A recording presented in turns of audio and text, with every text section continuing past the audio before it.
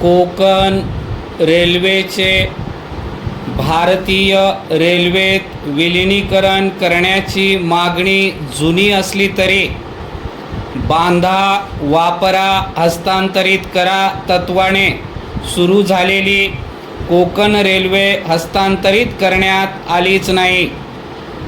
पण भारतीय रेल्वेत विलीनीकरणाची वेळ आली तेव्हा 4 डिसेंबर 2008 रोजी कोकण रेल्वेने सर्व देणी दिल्यानंतरही सार्वजनिक क्षेत्रातील उपक्रम म्हणून स्वतंत्र कारभार करावा असे आर्थिक घडामोडीवरील कॅबिनेट समितीने ठरवले।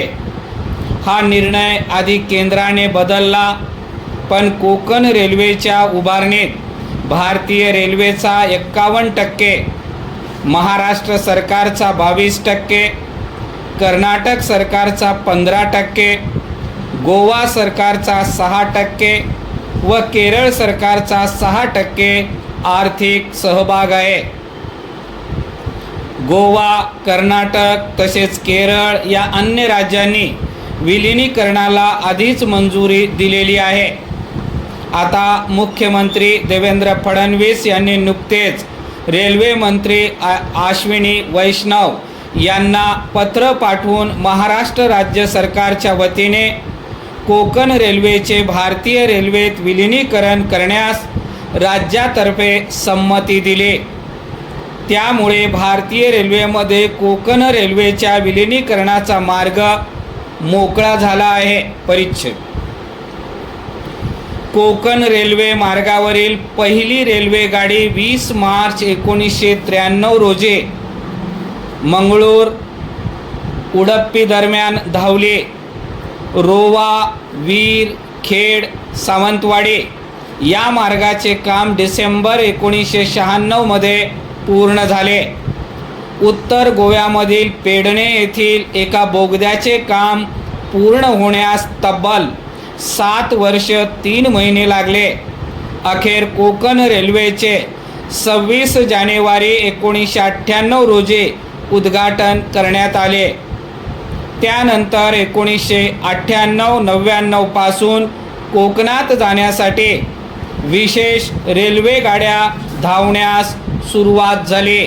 परिच्छेद कोकण रेल्वे रोहा ठोकूर दरम्यान 740 किलोमीटरपर्यंत विस्तारली आहे। या मार्गावरून दर आठवड्याला 43 ते 45 नियमित रेल्वे गाड्या धावतात।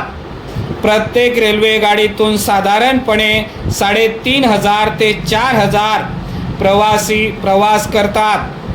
तसेच उन्हाळ्याच्या सुट्टीत या मार्गावर दररोज 1 किंवा 2 विशेष रेल्वे गाड्या तर गणेश उत्सवात दररोज 6 ते 11 विशेष रेल्वे गाड्या चालविण्यात येतात।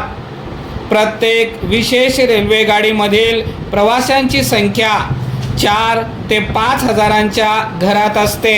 परिच्छेद केंद्रीय अर्थसंकल्पात स्थान मिळवण्याच्या दृष्टीने कोकण रेल्वे महामंडळाचे भारतीय रेल्वेत विलीनीकरण करणे अत्यावश्यक आहे। असे झाल्यास सर्व स्थानकांवर पुरेशा उंचीचे फलाटावरील शेड व पूल, संपूर्ण मार्गाचे दुहेरी तिहेरी चौपदरीकरण, coaching depot, loco shed, terminus, देखभाल दुरुस्ती करणारी मर्यादित मार्गिका आणि उपमार्गिका यासारख्या पायाभूत सुविधा मिळतील।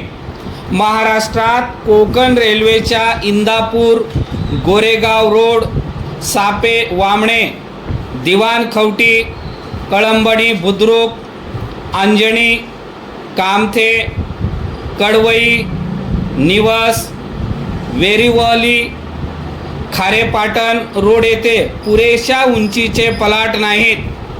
मूलभूत सुविधा नसल्यामुळे चढ उतार करताना प्रवाशांना त्रास होतो।